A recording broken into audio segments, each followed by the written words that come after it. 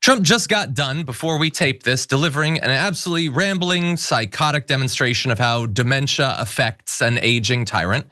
This is at Davos that he was doing this. It was utterly embarrassing. It should be embarrassing personally if he was capable of feeling that. It's certainly embarrassing for America. We're not gonna subject you to all of it because that would take the entire rest of the show. But let's talk a little bit about some of what he covered there. A lot of it was about Greenland. Occasionally he claimed that the 2020 election was rigged, insane conspiracy theories. He talked about windmills and all that. He's a raving lunatic. But he did say this. It's the United States alone that can protect this giant piece of land and this giant piece of ice, develop it and improve it, saying the US was a great power, arguing that Denmark simply wasn't. Trump said that if the US decided to take Greenland by force, it would be unstoppable. But I don't want to use force. I won't use force. All the United States is asking for is a place called Greenland. Although importantly, he didn't always seem sure what it was called. Listen.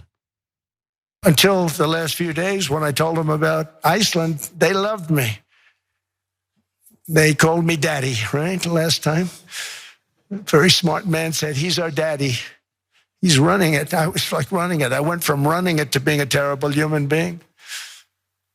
But now what I'm asking for is a piece of ice, cold and poorly located, with all of the money we expend, with all of the blood, sweat, and tears.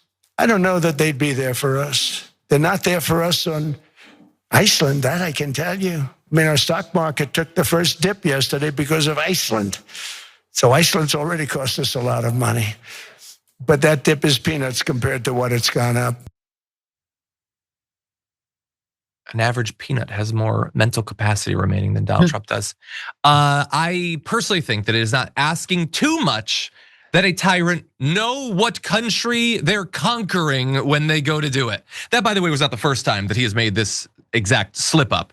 During a Tuesday news conference, he said, Iceland without tariffs, they wouldn't even be talking to us about it.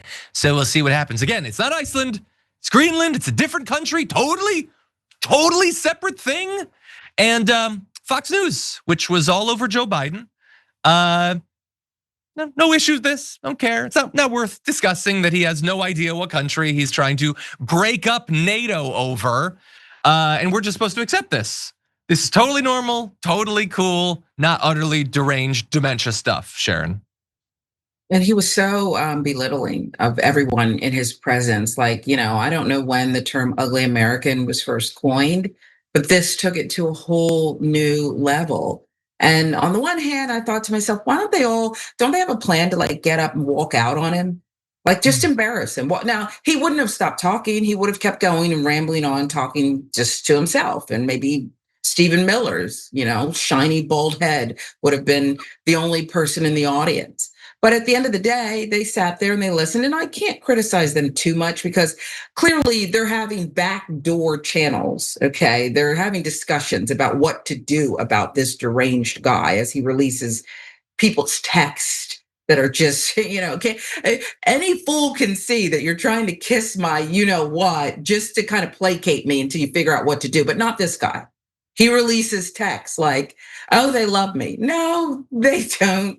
They're just trying to buy some time here. Yeah, buy some time. Hopefully the diet catches up to him. I don't know, something's gotta give. Hopefully it's the aorta, I don't know. But yeah, no, for world peace, for world security, something's gotta happen.